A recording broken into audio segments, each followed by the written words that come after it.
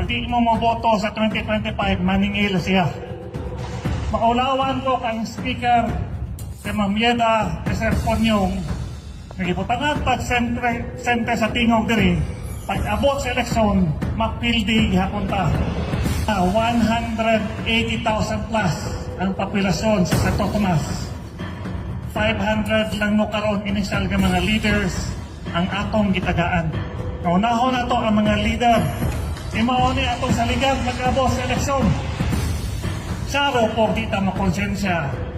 Tanan mo agi ang Ponyong Gamonada. Nianhigi sa diri sa Santo Tomas para ipaabot sa inyo ha. Pag di mo moboto sa 2025, maningil siya. Dali kay ta makalimot.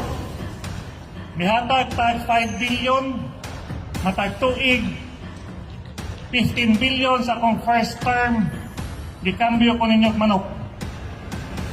Huna-huna 180,000 plus ang populasyon sa Santo Tomas. 500 lang mo karon initial nga mga leaders ang atong gitagaan. Tanan pwede, pero nagdesisyon ay niyapay sila, ako. Naunahon na to ang mga leader nga hugok nga masuporta sa akong grupo. Imao ni atong saligang pag-abot sa eleksyon. Maulawan ko kang speaker kay Mamieda Sir Ponyong nagibutangan pag sente sa tingog diri pag abot sa eleksyon mapildi hapunta